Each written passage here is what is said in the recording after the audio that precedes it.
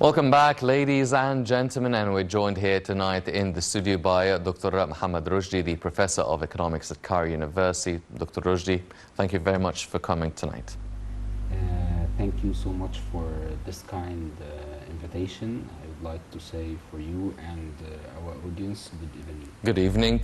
Now, Dr. Rushdy, Egypt advances and progresses 19 positions in the Global Human Development Report for the year 2021-2022. Now it occupies the 97th position globally.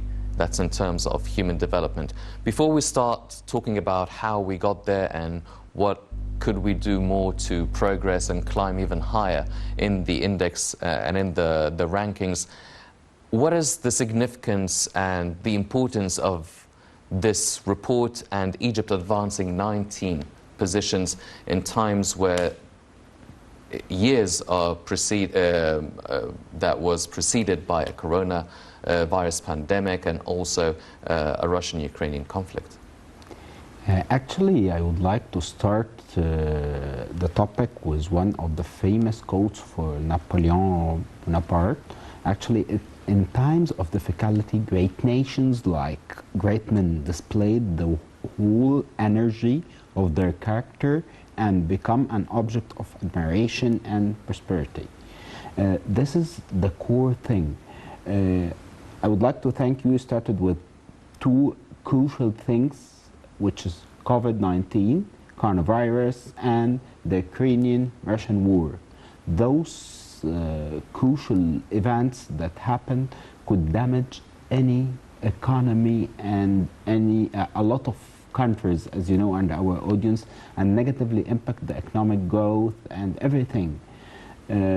Actually, we took from those threats an opportunity to work on a great agenda in terms of mega projects, in terms of developing human resources, and this is positively reflected on our topic today, that Egypt jumped 19 position from 116 last year, report to be 97 for the year of 2021-2022.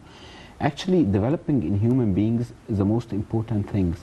If you would, in my humble opinion, I believe that the most important asset for any organization, any country, is the human being. This is the actual resources, because when you are focusing in developing the human resources, you can build a strong country.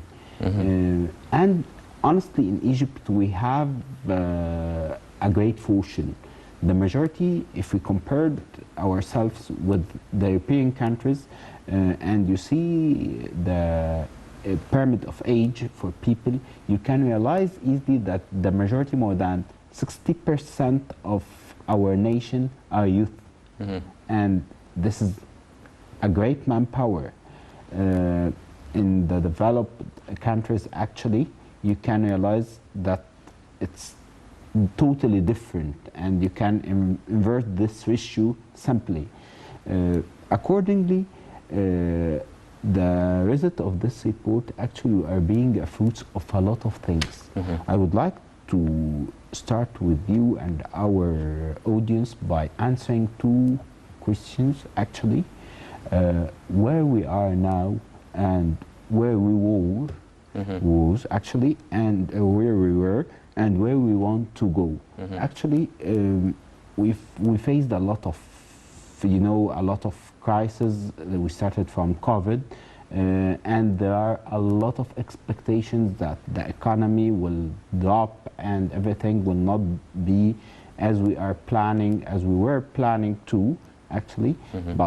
And there are a lot of hypotheses for the economic recovery, and our audience, one of the most important shapes for the economic recovery, which is global LOVW model. Simply to simplify as much as I can to our audience, the LOVW model that we are assuming, the economists globally are assuming that the economy will take shape, L shape, actually, or U or W. Actually, what we are facing nowadays, which is a W, that the economy when we had actually the COVID-19, at the beginning of COVID-19 pandemic, actually the economy is dropping down and little bit enhanced and reached to a point which is the peak of the W, and then it returned back, especially after the Ukrainian and Russian war. And in my humble opinion, I can realize easily that the pattern and the behavior of the economy will change totally to be increased. Nowadays, we are being the fruits of a lot of things. And we have a lot of challenges, to be honest, as you know, and our audience. Actually, in this great program, we are talking in a transparent way.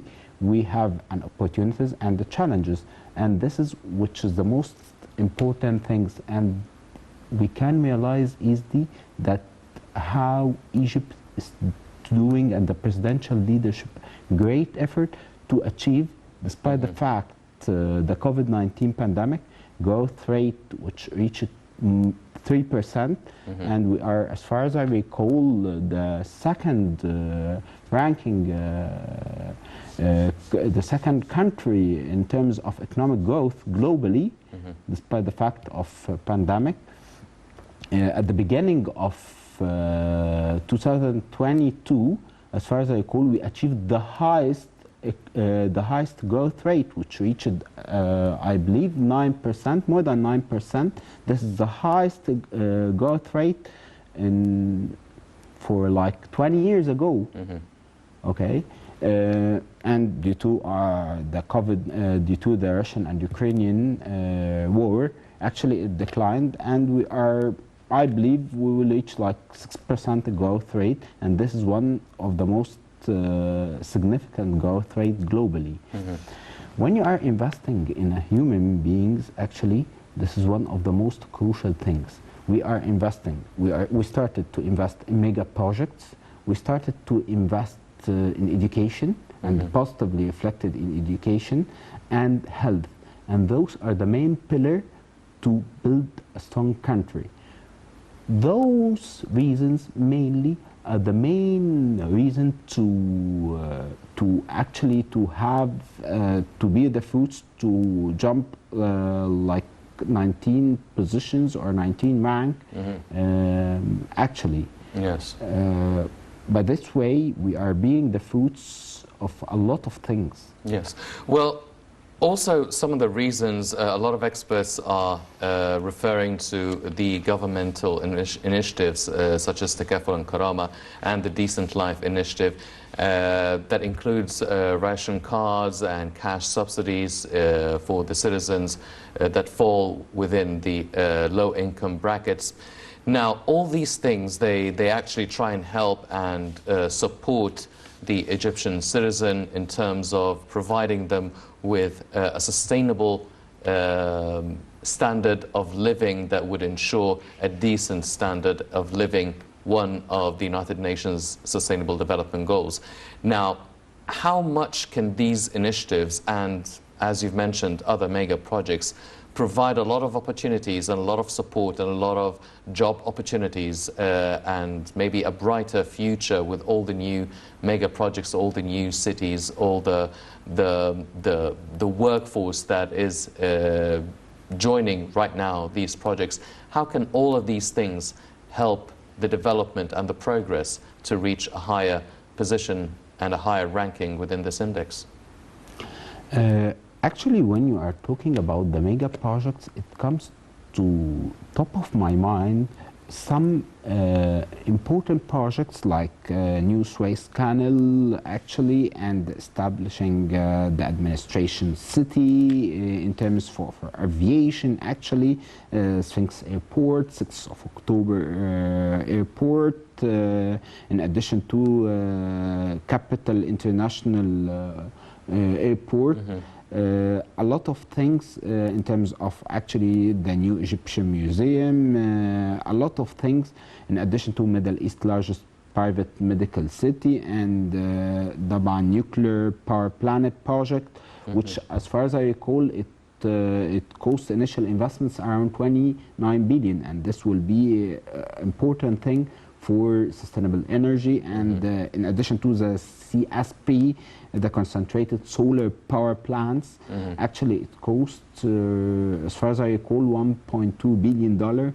Those initiatives and mega projects are serving the strategic goal for our country and the presidential leadership to have a sustainable energy. And when you are having a sustainable energy and strong infrastructure, what you can get from the return? Actually, I would like to say the ROI in terms of, if I am talking about by the language of finance, return on investments, those are great investments actually. What is the return on those? Actually, it reflected positively in a lot of things actually. The unemployment rate, as far as I recall, in 2013, it reached like 13.4%. Nowadays, it's 7.2 to 7.4%. Despite the fact we have two challenges. Let me quote you the first one, which is COVID-19 pandemic, and the second one, which is the Ukrainian-Russian war.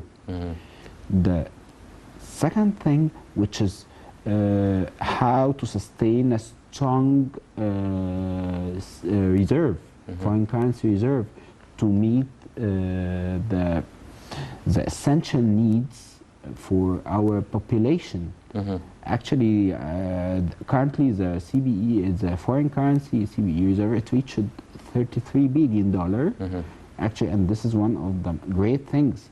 It was doubled, like as far as I could, to reach $19 billion, and it reached at some points $45 billion. Can you imagine that all those things reflected positively on this report and a lot of things? If we are focusing on strategic goals, in addition to the great strategy and the presidential leadership to have the state policy, in addition to get 10 billion for 4 years, $10 billion for 4 years, which is the initiative to get FDI by 40 billion, in addition to increasing the non-petroleum exports to reach $100 billion in 3 years. Those initiatives, they are integrating with each other to have a strategic goal to have the new Republic of Egypt. Well, you've mentioned that there are opportunities and there are also challenges and things to tackle. So what are the main challenges and obstacles that you think we should be looking to tackle and overcome to achieve even more progress in terms of human development? Actually, one of the most important things, before answering your smart question, actually, I would like to say a quote for Heraclitus, the Greek philosopher. Actually, the only constant in the life is a change. Accordingly, everything and the knowledge and everything is changing nowadays dramatically. And the most important, especially the technology, the most important things, the challenge that we have to invest in the most valuable investments, which is the human beings. The education. The education is the most crucial thing, because nowadays we are in a dynamic, in a dynamic countries, in a dynamic world. A lot of things are dynamic, and the knowledge is increasing, and customer appetite is actually going rapidly.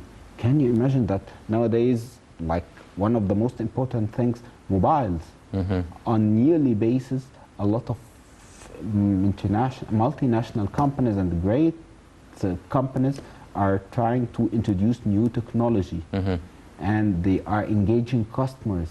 How we can do this? Our weapon in this fight actually will be education. And in parallel, we have to focus on the most important thing, which is health. I believe that the presidential leadership is focusing on this in a strategic way and seeing this the holistic picture.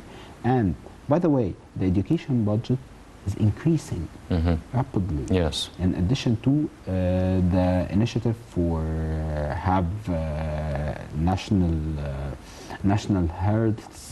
health, social national health, actually, for all the Egyptian people. Yes. By those pillars, we can invest and we can overcome a lot of challenges.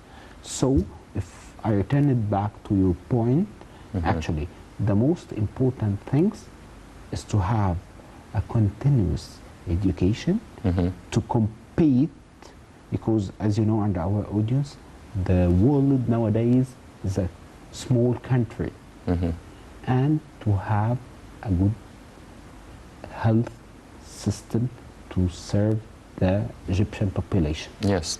Well, ladies and gentlemen, Egypt is investing a lot in terms of human development. Egypt's public investment in human development is actually reaching 51%. Let's check out this report and we'll be right back.